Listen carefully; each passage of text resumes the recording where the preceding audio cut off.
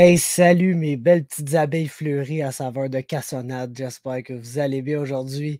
Je suis présent pour mon preview de l'UFC 276 Adesanya contre Cannonier. La carte que certains diront est la plus grosse carte de l'année. Pas vraiment d'accord, mais je comprends pourquoi les gens disent ça. C'est International Fight Week. Il y a une grosse semaine d'activité, whatever, liée à cet événement-là. Puis, tu sais, on se le cachera pas. Top to bottom, c'est une excellente carte. C'est vraiment une très bonne carte, bien bookée avec de très bons combats. Moi, c'est au niveau du main event, là, mon plus gros problème euh, par rapport à la plus grosse carte de l'année. Là, je ne sais pas, c'est un mauvais main event ni rien, mais tu sais, c'est pas un incroyable main event. Je pense même que Volkanovski Holloway mériterait d'être main event over Adesanya contre Cannonier. Je comprends pourquoi ils font ça. Ils font toujours le poids le plus lourd puis le poids le plus léger après. C'est pas mal la formule que l'UFC prend. Puis je comprends pourquoi c'est Adesanya le main event. Mais si tu regardes sur cette carte-là, quel est le combat là, incroyable entre deux top 10 pound for pound fighters dans le monde, puis qui a le plus d'implications, puis qui est un combat qui va probablement être important pour la suite des arts martiaux mixtes, puis être un moment qu'on va se rappeler longtemps. C'est la trilogie entre Holloway et Volkanovski. Beaucoup plus que Adesanya contre Cannonier, c'est un bon combat, mais c'est le champion contre le prochain gars in line pour une belt, puis il n'y a pas, beaucoup de momentum, il y a pas une grande rivalité entre ces deux combattants-là. C'est juste Adesanya doit défendre sa ceinture, le prochain c'est Cannonier, puis c'est juste un main event peu remarquable, mettons, pour le International Fight Week, sachant que c'est au International Fight Week qu'on a eu des main events de Conor McGregor, puis Anderson Silva contre fucking Chael Sonnen, puis DC John Jones, puis des affaires de même, tu sais, mais en tout cas.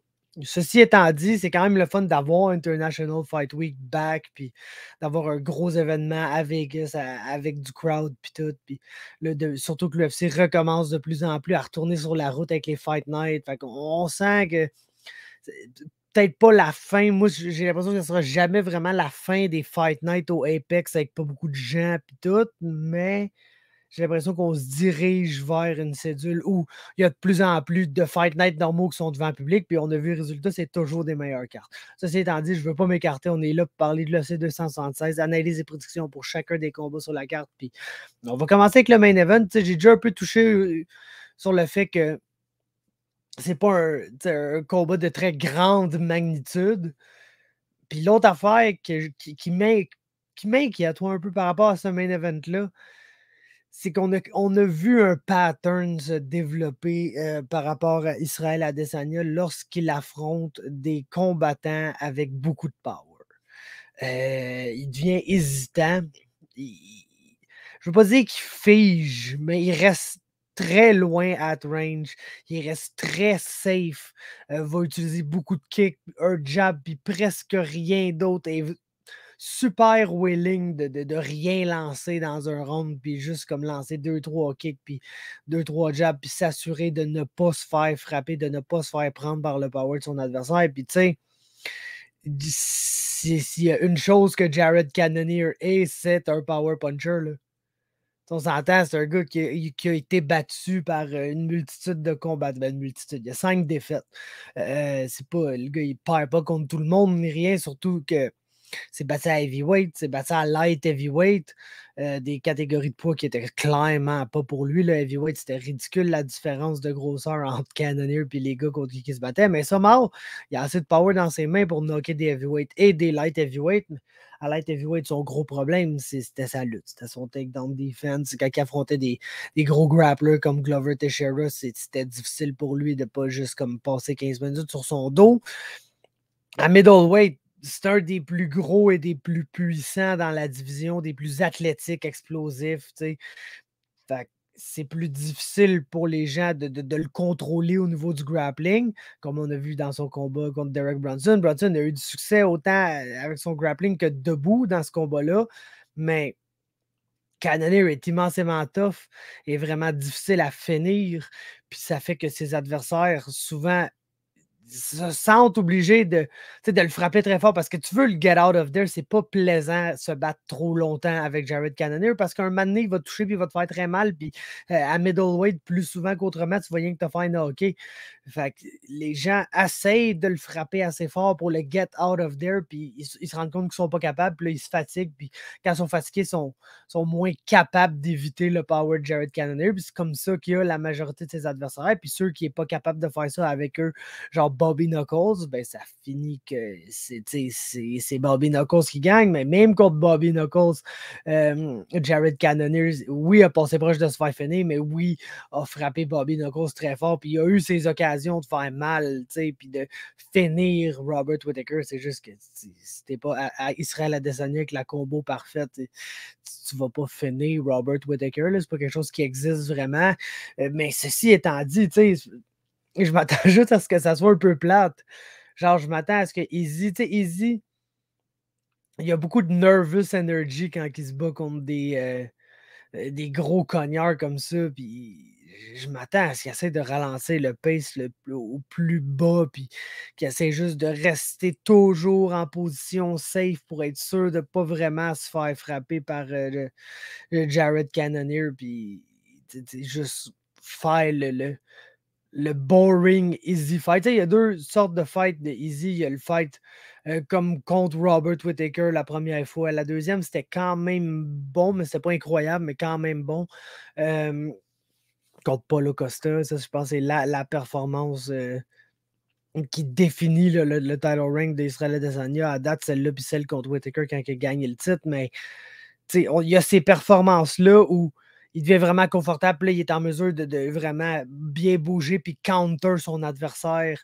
Puis il y a le combat contre les cognards. Puis tu sais, les cognards, oui, il y a Yoel dans cette catégorie-là, évidemment, qui est le combat plate le plus mémorable de l'histoire, ou presque. Là, je pense qu'il y a juste Carla contre Rose cette année qui sont capables de battre un combat de merde comme ça. Là.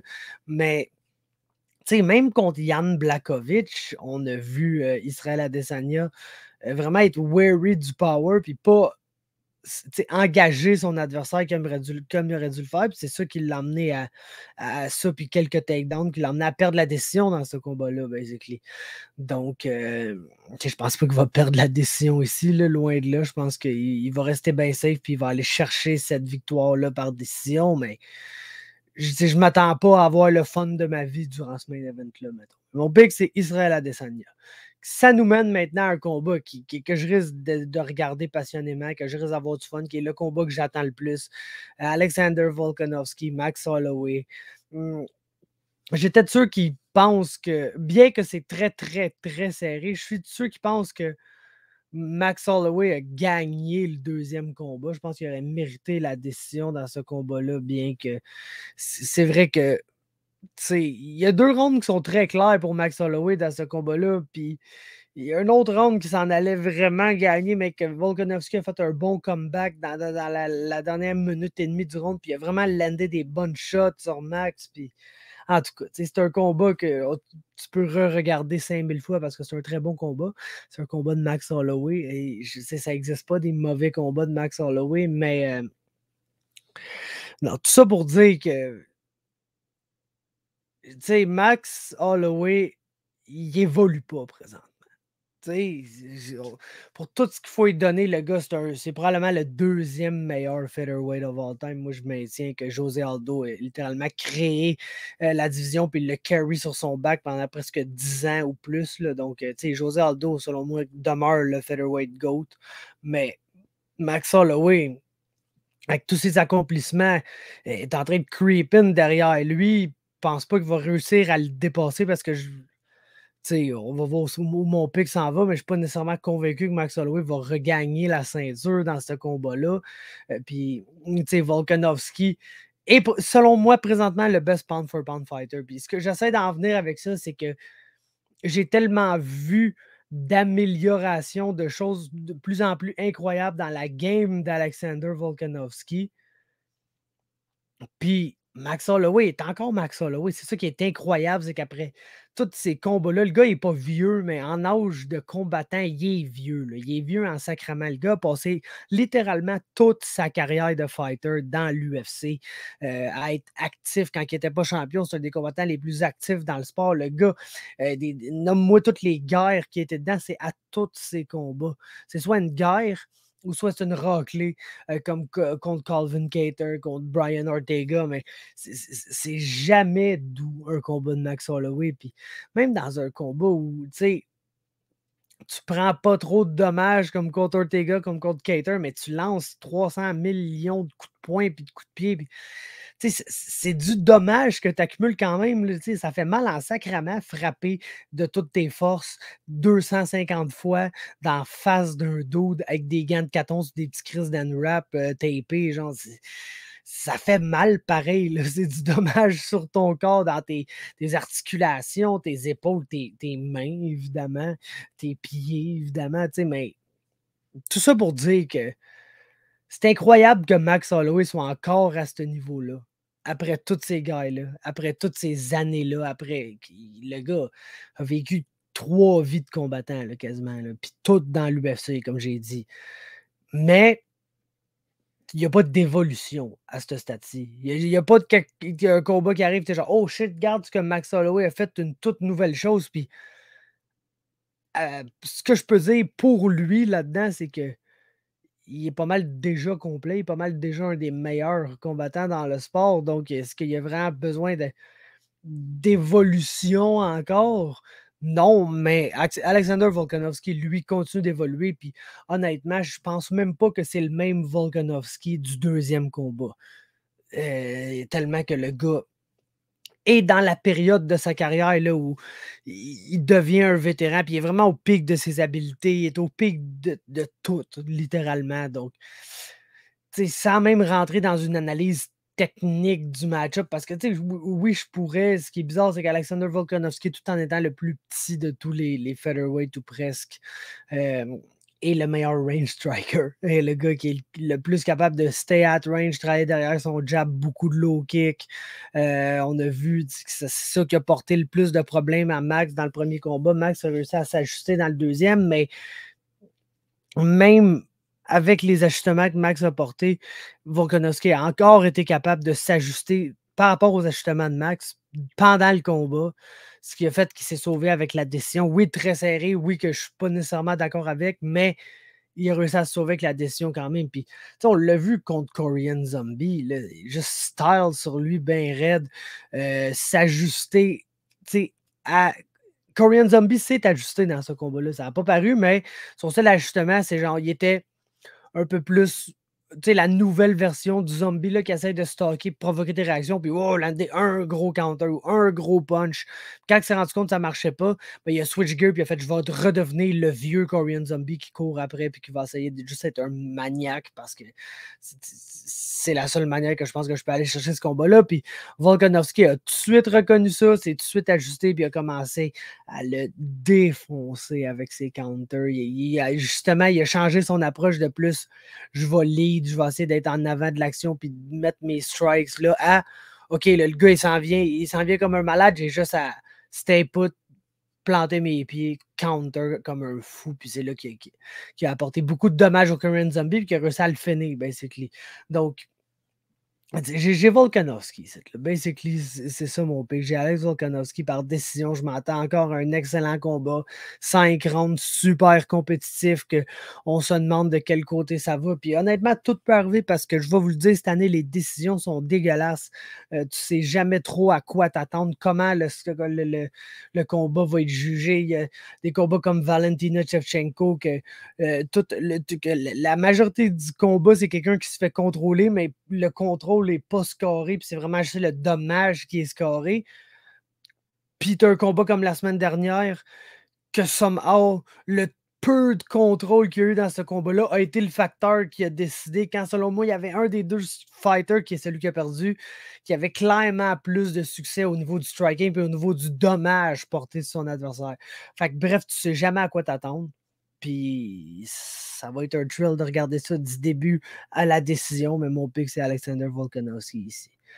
Ensuite, Sean Strickland, Alex Pereira, je vais garder ça simple. Tu sais, Sean Strickland qui arrive cette semaine, qui est genre, hey, moi, ça va être un champion de Glory, moi, je peux stand and bang avec n'importe qui. Alex Pereira, c'est un IQ test. Sean Strickland, s'il a moindrement un cerveau, il va l'amener au sol, puis il va juste le battre là, parce que c'est ça qu'il faut que tu fasses, puis ça sera même pas nécessairement dur à faire. Pas que Pereira s'est pas amélioré au sol. On l'a vu contre Bruno Silva, mais tu sais, avoir du succès au sol contre Bruno Silva, puis avoir du succès au sol contre un top 10 middleweight, c'est une autre histoire, surtout que, tu sais, mon gag que j'aime faire à ce combat-là, c'est un IQ test. Si Strickland a moindrement un cerveau, il va emmener Pereira à terre, mais je peux pas encore prouver que Sean Strickland a un cerveau. Mais on a vu Sean Strickland, notamment contre Raya Hall, juste l'année des takedowns, il l'a fait auparavant, fait que je peux pas me fier au fait qu'il le fera pas là. S'il le fait pas là, c'est le plus complet des cas, il va se faire allumer par un left hook, puis ça se peut que ça soit très bad, mais je pense pas qu'il est cave à ce point-là. Honnêtement, il est cave en tabarnak, mais je pense pas qu'il est cave à ce point-là. Fait que j'ai pas le choix d'y aller avec Sean Strickland ici.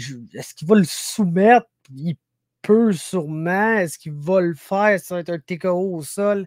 Ça va-tu être une décision parce qu'il va jouer ça super safe sur le top? Parce qu'on le sait que s'il y a un fighter qui parle comme si c'était le plus grand des tueurs en série, des malades mentales, psychopathes qui existent, puis quand il arrive dans le cage, il a genre le style le plus conservateur qui essaye le moins de finir ses adversaires, ben c'est bien Sean Strickland, mais écoute, j'ai Strickland ici, et je m'avancerai pas sur la méthode, mais Strickland est mon pick. Ensuite, l'impitoyable Robert, Ruthless Robbie Lawler face à Brian Barberena. Puis ça, vous savez exactement pourquoi c'est là, les chums. Esti, c'est littéralement un action fight dans le milieu d'un pay-per-view qui, tu sais, entre vous et moi, oui, je suis là pour genre décortiquer ça puis vous donner une prédiction, mais on s'en sac-tu de qui gagne ce combat-là? Moi, je veux juste voir Robbie Lawler arriver puis être Robbie Lawler ou ce qui reste de Robbie Lawler. Puis je veux voir Brian Barberena arriver puis être ce qui reste de Brian Barberena. Puis ça va être bien en masse pour moi. On a vu Barberena contre Brown plus tôt cette année. C'était génial. Un de mes Fight of the Year encore, selon moi. Fait que, tu sais, je vois pas pourquoi ça pourrait pas être ça. La seule affaire, c'est que je ne sais pas si Robbie Lawler, au stade où il en est encore aussi tough que Matt Brown. Puis, tu sais, honnêtement, je veux même pas considérer que sa victoire contre Nick Diaz, c'est quelque chose qui est arrivé.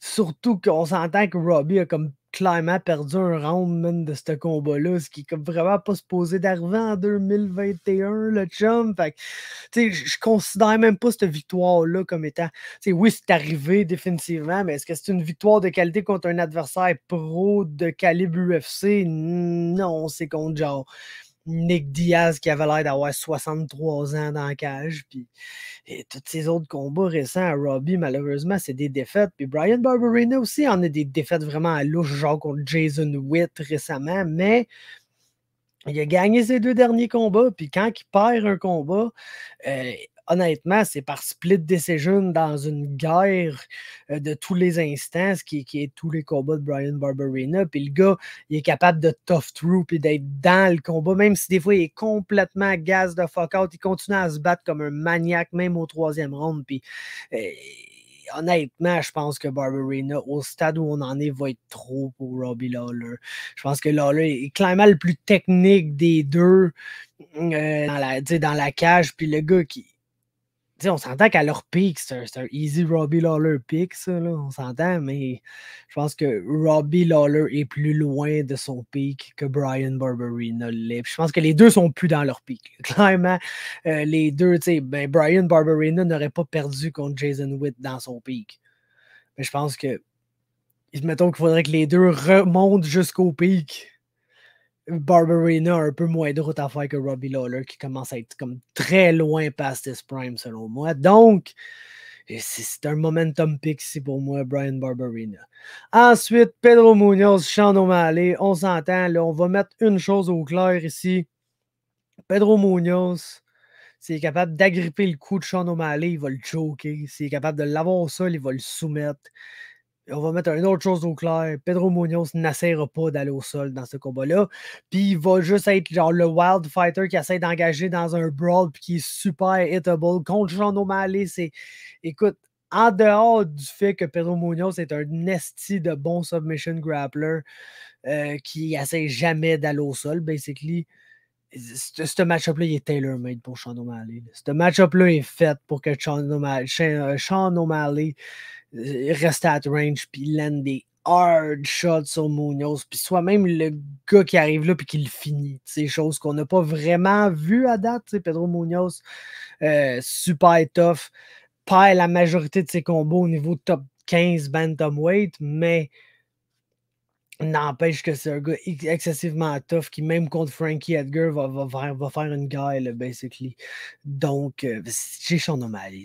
Honnêtement, j'ai Sean O'Malley dans ce combat-là. Puis ça nous mène d'un combat très facile à pick, selon moi, à un des combats les plus difficiles à pick sur toute la carte. Parce que je pense que Brad Riddle nous a démontré être au niveau du top 15 lightweight de l'UFC, donc être un des 15 meilleurs fighters dans la meilleure division dans le sport en termes de parité puis de niveau, avec bantamweight. Honnêtement, je pense que présentement, je mets bantamweight en haut de lightweight, mais écoute, c'est un débat pour un autre jour, mais bref, c'est les deux meilleures divisions, clairement.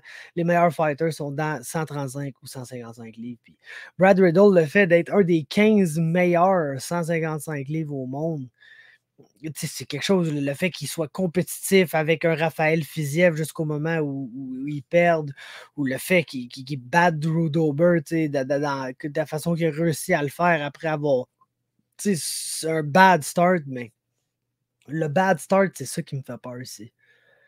Parce que Jalen Turner, c'est un sniper, puis c'est quelqu'un qui a pas l'air de mettre beaucoup de poids derrière ses strikes, mais le fait qu'il mesure genre 6 pieds 3, qui est absolument genre le plus gros lightweight ou presque sur tout le roster, puis man, le gars là, quand il t'a à son range optimal, puis qu'il te lance une straight, puis que la straight, elle connecte comme il faut, il n'y a pas beaucoup de gens qui se relèvent de ça, honnêtement. Puis Brad Riddle est comme un peu réputé pour non seulement avoir un premier round désastreux dans la majorité de ses combats, mais tu sais, d'avoir un peu la qualité Eddie Alvarez de il faut vraiment que je me fasse allumer en sacrament, puis que je me fasse drop, puis là, ça me réveille, puis je me mets à gagner le combat. Puis, man, je ne sais pas si tu peux faire ça contre Jalen Turner.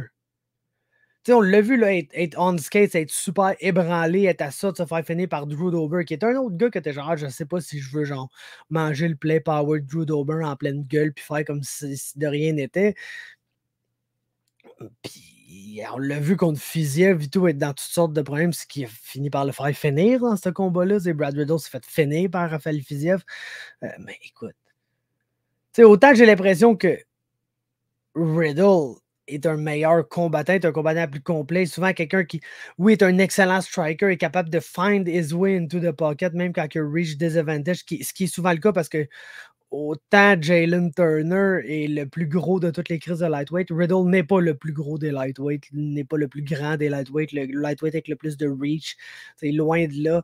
Donc, souvent, il faut qu'il find son way dans la pocket pour lander ses strikes. Puis, honnêtement, pour les combattants de City Kickboxing, c'est un de ceux qui mixine le mieux des takedowns puis qui est le plus efficace au sol. Puis ça, c'est une manière de battre Jalen Turner définitivement. L'affaire, c'est est-ce qu'il va réussir à se rendre jusque-là ou il va juste se faire décalisser dans les premières minutes de ce combat-là parce que c'est un slow starter, puis comme j'ai dit, il a un peu besoin de se faire mal pour se réveiller. Puis Jalen Turner, c'est comme pas le gars que tu veux le laisser te sniper at range parce qu'il va te sniper comme faut, puis ça se peut que ça soit juste la fin du combat-là. Donc, je vais pick Brad Riddle avec peu de confiance. Vraiment un excellent combat. Le main event des prelims, qui est un des combats.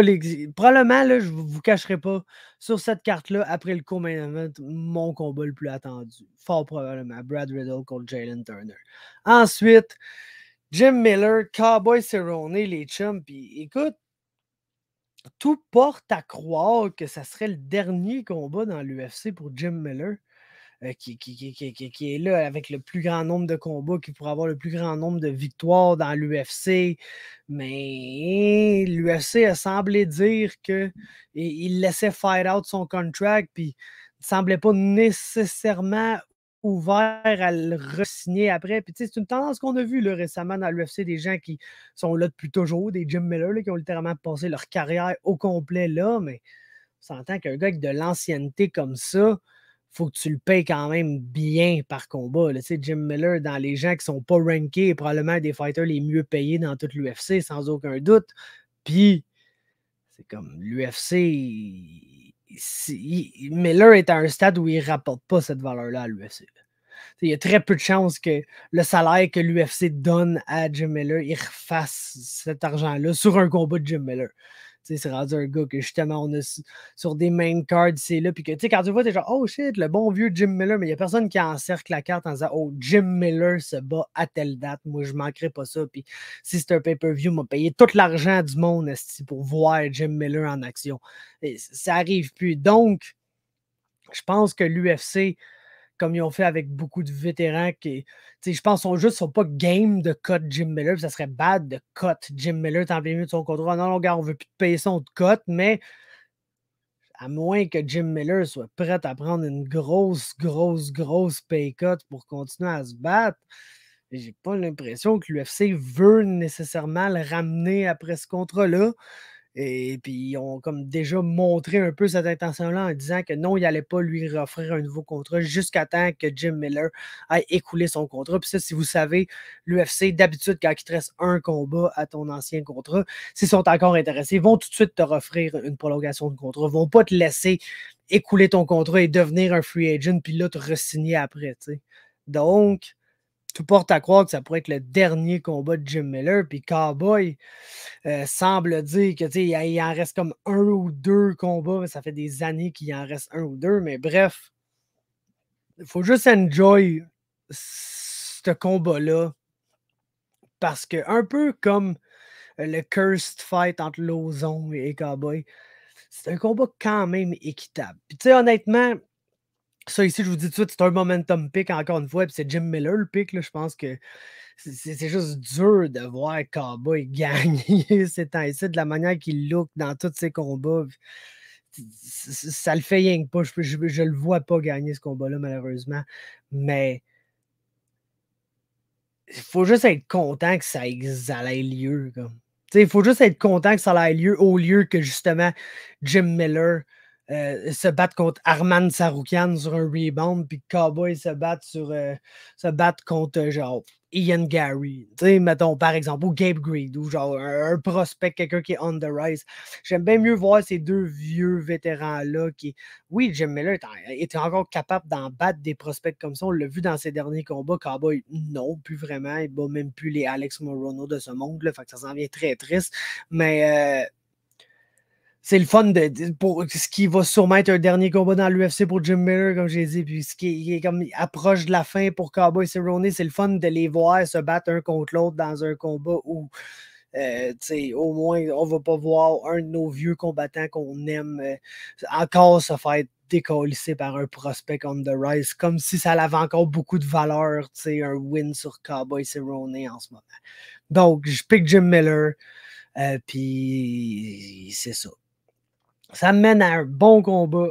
Ian Gary, Gabe Green, combat qui doit faire un peu mal à notre chum Johan Lennes, puisqu'on sait très bien que Johan Lennes était très intéressé à se battre contre Ian Gary s'il gagnait ses débuts, puis il n'a pas gagné ses débuts, puis c'était contre Gabe Green qui a littéralement pris ce combat-là. Puis, man, honnêtement, c'est un autre cas où Ian Gary va sûrement sortir fort dans ce combat-là, puis va sûrement frapper Gabe Green très fort, puis un peu comme Jalen Turner, là, avec c'en est un welterweight de genre. Ben, lui, c'est un welterweight au moins, c'est pas un lightweight. De croire que Gary et Turner sont de la même grandeur, puis de la même size à peu près, puis qu'il y en a un qui fait lightweight, c'est complètement ridicule, mais Gary, c'est un grand welterweight avec beaucoup de reach, 6 pieds 3. Et puis, Gabe Green est un autre genre de gars qui aime ça se faire tapocher un peu, mais qui réussit toujours à trouver un ajustement. Puis, il est tough que le 5 calice. Puis, genre, j'ai vu Ian Gary, même contre Darian Weeks, qui est une bien meilleure performance selon moi que son premier combat à l'UFC où ça a été vraiment, vraiment sketch, là, même s'il est allé chercher le knockout. Je le vois faire trop d'erreurs. Ian Gary fait trop d'erreurs. Puis un jour, là, il va pogner son homme tôt ou tard. Puis je pense que le plus tôt que c'est, le mieux que ça va être pour lui. Puis s'il y a bien un gars pour genre pas nécessairement être en train de gagner le combat, puis dès que tu fais une petite erreur, que tu lui donnes une petite opportunité, il a saisi, puis il change le momentum du combat complètement, c'est Gabe Green. On l'a vu contre Yohan Lennes, on le sait de quoi il est capable, le gars peut se faire melt par une main droite complètement, puis se relever comme un zombie, puis survivre, puis attendre sa petite opportunité, puis dès qu'il la trouve, avec Yohan, c'était les body shots, il a vu Yohan les ralentir, il s'est mis à lander des body shots, puis c'est le même qu'il l'a fini, puis on l'a vu dans plein d'autres combats, même contre Daniel Rodriguez, son premier combat dans l'UFC, il a trouvé un moyen d'être immensément compétitif avec D-Rod, qui est maintenant rendu un top 15 fighter dans la division. Donc, honnêtement, je pense que c'est samedi qu'Ian Gary pogne son homme. Je pense que c'est samedi qu'Ian Gary pogne un gars qui ne va le faire payer pour ses erreurs, ne le laissera pas slide. Et puis, je pense que ça va être la meilleure chose au monde pour Ian Gary, qui est un excellent prospect avec de très gros skills, puis qui, tu sais, est dans une division excessivement cutthroat, excessivement compétitive. Puis, je pense que le plus rapidement qu'il pogne son homme, le plus rapidement qu'il apprend de ça, puis qu'il devient, genre, vraiment un des prospects les plus dangereux dans la division. Puis, je pense que c'est samedi que ça arrive parce que Gabe Green va être là pour le faire payer pour ses erreurs, là, sans aucun doute. Dans reste pas long, on passe à Brad Tavares, Dricus Duplessis. Combat hilarant. Combat hilarant parce que t'as vraiment le gars qui sait exactement ce qu'il veut faire. Puis ça, c'est ne pas en faire trop. C'est Brad Tavares, c'est vraiment ce qu'il est capable de faire. Tu sais, c'est un vétéran que lui aussi a passé quasiment toute sa carrière dans l'UFC. Puis c'est quelqu'un qui, tu sais, même les hardcore fans qui sont pas, mettons, les plus dédiés des hardcore fans, mais qui sont des hardcore fans, qui écoutent ça toutes les semaines, mais qui se rappellent pas de tous les fighters, ça se peut qu'ils regardent ce combat-là et qu'ils se rappellent plus de Dricus Duplessis que de Brad Tavares. Même si Brad Tavares, ça doit faire proche de 10 ans qu'il est dans l'UFC, puis il y a comme combien de combats? Non, il doit en avoir pas loin de 20. Mais bref, combattant peu remarquable, tu sais, parce qu'il connaît vraiment ses forces, il connaît vraiment ses faiblesses, puis il ne va pas essayer de se diriger vers ses faiblesses, il veut vraiment rester dans ses forces, puis ses forces, c'est d'être un bon striker qui essaie d'être défensif. Je te dis pas que ça marche toujours, parce que le striking defense puis le MMA, tu sais, ça fait deux, là, littéralement, mais qui essaie d'être défensif, puis il fait ça en restant très patient, puis en ne prenant pas de chance inutile, parce qu'il sait que c'est pas justement en lançant des combinaisons qu'il va être capable de bouger sa tête puis se déplacer pour éviter toutes les punches ni rien. Puis le gars, il sait qu'une de ses limitations, c'est son menton. Puis il n'y a pas un mauvais menton, il n'y a pas un bon menton non plus. Ça fait qu'il est capable de prendre beaucoup de shots, mais habituellement, quand il se perd, il se fait quand même geler. Tu sais, genre, c'est un gars qui a tendance à se faire finir quand il perd, honnêtement. Puis, tu sais, c'est le gars qui c'est vraiment 100% de sa game, c'est du process, là. C'est genre, je vais faire telle affaire qui va me mener à telle affaire qui va me puis le gars, il a un plan clairement établi d'où il s'en va dans la cage, de comment il veut que chaque échange ait l'air, tu sais. Puis Dricus Duplessis, c'est 100% le contraire. Le gars, il n'a aucune calisse d'idée d'où il s'en va dans la cage. Aucune. Zéro puis une barre. Zéro puis une barre. Le gars, il est juste là. Puis, oh, t'as lancé un punch. Hey, check ça. Moi, tout, je vais lancer un punch. Je vais aller lancer un punch. Oh, shit, check ça. T'as lancé un autre punch. Je vais lancer une combinaison. Wow, shit. 1, 3. Wow. Hey, man, là, après ça, je vais shooter assis pour un takedown. Après ça, on va clincher. Puis je vais faire whatever. Mais, le gars, même s'il n'y a aucune calice d'idée où tout ça mène, genre, puis qu'il n'y a vraiment pas un round winning style, il n'a jamais été à la décision de sa vie parce que il est athlétique, il est quand même explosif, il génère du bon power. Le gars, il le sait pas, mais c'est un très bon counter-striker, puis il est comme vraiment naturel avec ça. Tu vois, c'est pas quelqu'un qui arrive et dit: «Oh, moi, je suis un counter-striker, puis je suis dédié à ma game de counter-striking». Non, non, le gars, il va lead, le gars, il va shooter des takedowns, le gars, il va clincher, le gars, il va tout faire. Puis là, un moment donné, dans le milieu du combat, Tavares va lancer de quoi? Puis là, instinctivement, il va lancer un counter du tonnerre, puis il va complètement te le melt, man. Puis c'est ça mon pick. C'est Dricus Duplessis, à quelque part, à la fin de deuxième round, début de troisième round, va lander counter du tonnerre, puis il va knocker Brad Tavares, puis il va gagner, puis il va devenir ranked, puis il va se retrouver dans des match-ups excessivement amusants. Parce qu'un coup dans le top 15, n'importe quel match-up qui va pogner, ça va aller d'un bord puis de l'autre parce que ce gars-là, c'est une tempête à checker. C'est un combattant que si tu veux regarder du bon MMA stratégique, il peut être un peu frustrant, mais si t'es là pour le show, le gars, il aussi est là pour le show. Fait que j'ai Dricus Duplessis, knockout de deuxième ou fin de deuxième, début de troisième. Ensuite, Uriah Hall, André Muniz.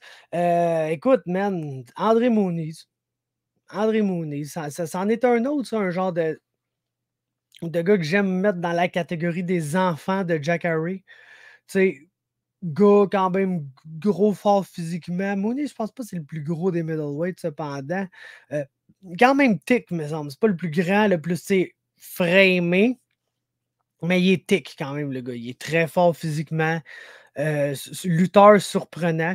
Ce que tu veux chez tes gars de Joe. On a vu Rodolfo Vieira là, la semaine passée ne juste pas être capable de lander takedown pantoute parce qu'il n'y a pas une si bonne lutte que ça, puis il n'y a pas de setup, zéro setup pour aucun de ses takedowns non plus, ce qui est probablement le plus important à MMA.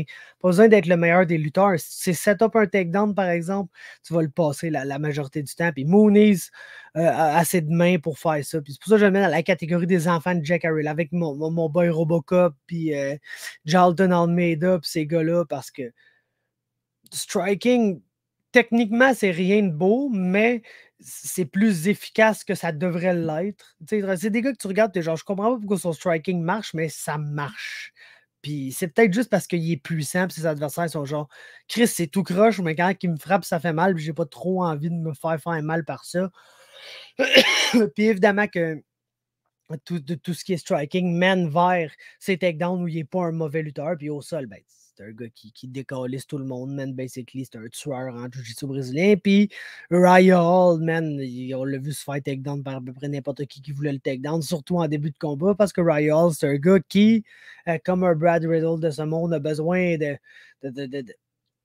Lui, c'est pas. Étrangement, Uriah, si tu rentres dedans de façon bien agressive, tu peux l'avoir. C'est si tu le bats, mais de façon frustrante, que là, un moment donné, il va se fâcher, puis on dirait qu'il va channel in cette rage-là qu'il n'y a jamais, puis il va rien que te tuer. Mais je pense pas que Mooney, c'est ce style-là frustrant. Il y a plus le style, je vais te rentrer dedans comme il faut, puis original, puis genre, originalement. Généralement, ces gars-là ont tendance à gagner contre Ryle, puis ont tendance à gagner assez tôt dans le combat. Fait que je pense que Mooney va probablement le soumettre ici, premier ou deuxième round. Ensuite, Jessica I, Macy Barber. Ça fait déjà 40 minutes qu'on est là. J'ai pas vraiment confiance en aucune des deux, mais j'ai clairement plus confiance en Macy Barber que Jessica I. Donc, je pique Macy Barber ici. J'ai rien à dire de plus de ça. Ensuite, Jessica Rose Clark, Julija Liarenko. Jessica Rose Clark ne peut pas perdre ce combat-là. Puis c'est quand même exactement le combat qu'elle a perdu à son dernier combat. La différence, c'est que Julija Liarenko est moins grosse, moins forte physiquement et moins menaçante que Stephanie Egger. Mais c'est deux spammers armbar, man. C'est deux spammers armbar. Puis Jessica Rose Clark, elle aime bien ça, l'ND tes takedowns ici et là. Je pense que si elle reste debout ici, elle va complètement péter Stoliarenko. C'est parce que les femmes, ils clinchent beaucoup. Hein. Malheureusement, le Women's MMA, surtout de bas niveau, là, on s'entend, c'est pas des top dans leur division, loin de là. C'est des filles qui sont même pas top 15 dans une division où il y a genre 20-25 fighters. Fait qu'on s'entend, si t'es pas top 15 dans une division de 20 fighters, t'es une des 5 pires. Fait que, tu sais, ceci étant dit, man, genre, Jessica Rose Clark se doit être favorite de gagner ce combat-là. Julija Salenko est 0-4 là, dans sa carrière UFC, mais c'est une spammer's armbar. Si ça clinche trop, elle va pull guard, puis elle va essayer des armbars. Puis Jessica Rose Clark, à son dernier combat, elle se faisait spammer des armbars, puis ça marchait pas. Puis un moment donné, ça n'a rien que marché. Fait que, écoute, j'ai quand même des réserves par rapport à ce combat-là, mais c'est sûr que le pic, c'est Jessica Rose Clark ici. A déjà battu meilleure combattante et devrait être capable de gagner ça.